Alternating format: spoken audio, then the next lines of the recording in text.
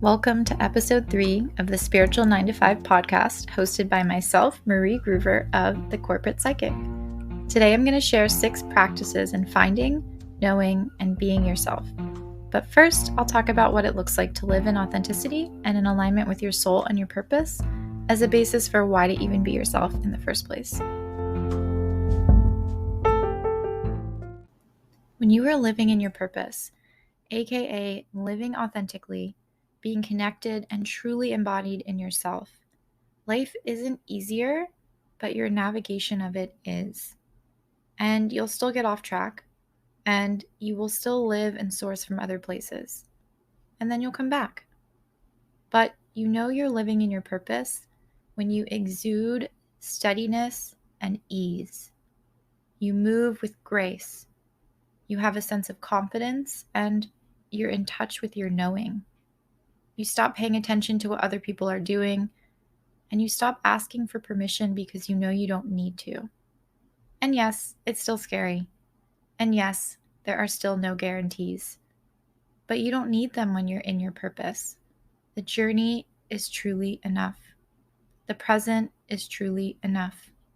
Even when you're flustered, you move gracefully.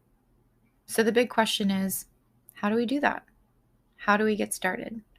Where do we find ourselves so that we can live in alignment with ourselves, so that we can know why we're here, and so that we can express that, amplify that, be that? So for context, listen to the Spiritual 9 to 5 podcast, episode 1, maybe even episode 2. In these episodes, I share my own story of how I got out of my head, how I got out of my accomplishments, how I got out of my need for constant growth and movement, and how I stepped into myself and into my purpose. And then I want you to think about who is selling you the story that you need a massive transformation in order to be who the fuck you already are.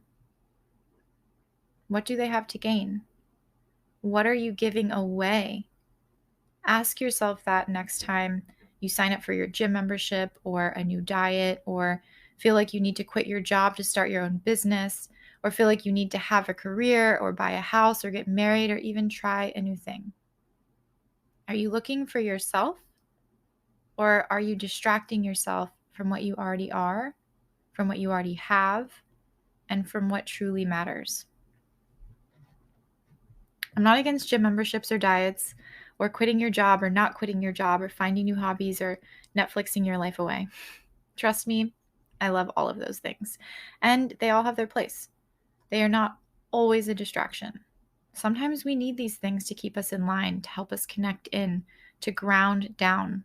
And if whatever is calling you is coming from your heart, by all means, I will be your biggest fan and your biggest supporter. And in previous episodes, I've said it, I'm going to repeat it. There is nothing outside of you that can give you the answer to yourself. There's nothing outside of you that can hand you the keys to your life. You already have the keys. You are already in the driver's seat. You're literally driving right now. And you know who you are, you know how to drive, and you know where you're going. But if you want a checklist of what worked for me in my embodiment of authenticity, genuine MG, this is what I advise. Number 1, get quiet enough to hear your heart. This doesn't mean to start meditating or to pick a spiritual practice. Remember, there's nothing outside of you that can tell you who you are. What I mean by get quiet enough to hear your heart is to learn what yes, what no, and what maybe feels like in your body. To learn what these things feel like in your gut. So how do you do that? My advice is to start small.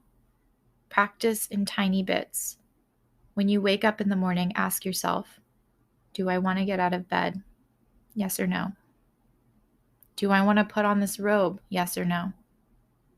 Do I want to walk to the kitchen? Do I want to look out the window and see the sunrise? Yes or no? Do I want this cup of coffee that I make every single day? Do I want it today, in this moment, right now? Yes or no? Do I actually want to dial into this meeting or meet this friend or go to this engagement or Log into work at this exact moment in time. Yes or no? One question at a time, though. And just allow yourself a moment to feel and hear the response, yes or no. Step 2, honor what you find and listen. If your heart says no, that means no. If you're not sure how to communicate this to your friends or family or people in your life who might be worlds away from listening to their own hearts, do your very best not to lie.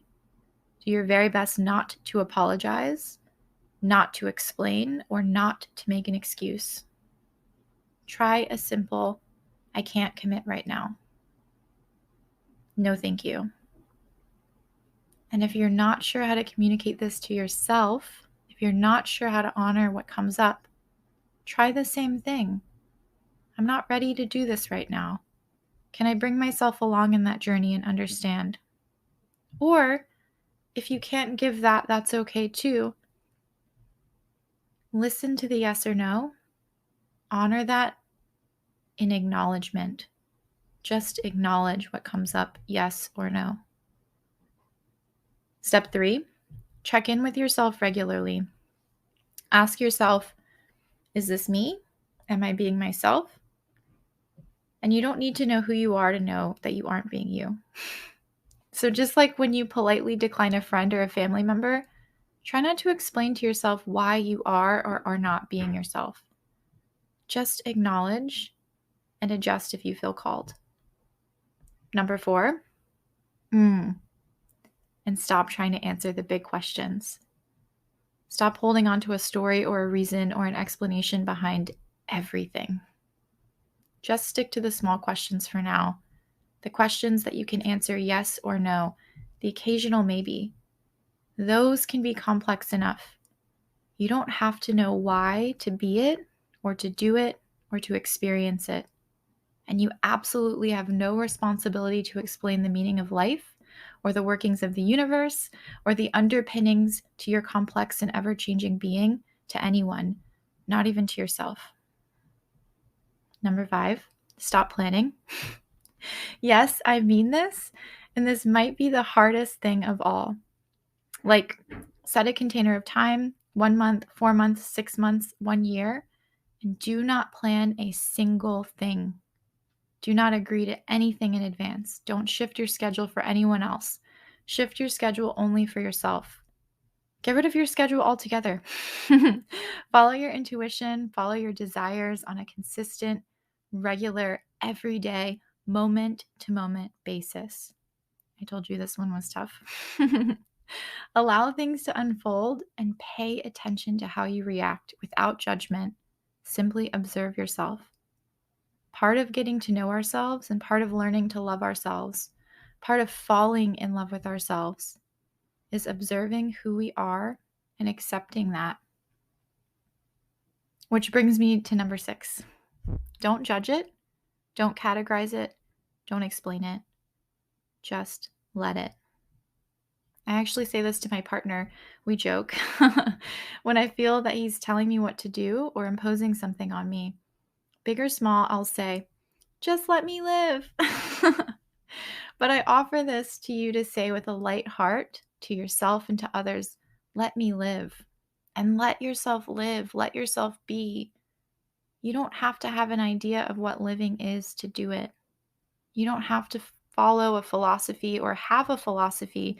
You don't have to have a routine or a structure around being yourself. Actually, there isn't one. When you set one up, you're limiting yourself. You just have to allow yourself to be without thought, without justification, without judgment, without category, without explanation, just you, simply being. When you're living your purpose, aka living authentically, being connected and truly embodied in self, life isn't easier, but your navigation of it will be.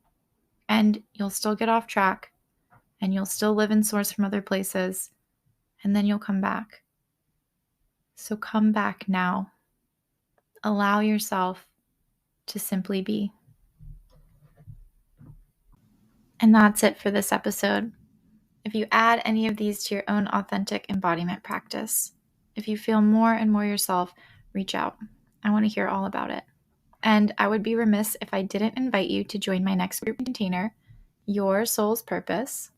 It's 7 weeks of exploring your intuition, yourself, your purpose, and your joy so that you can live on your own terms with more fulfillment, more confidence, worth, joy, and ease. We kick off together in a small and cozy group setting in mid-February. Join us if you feel the call.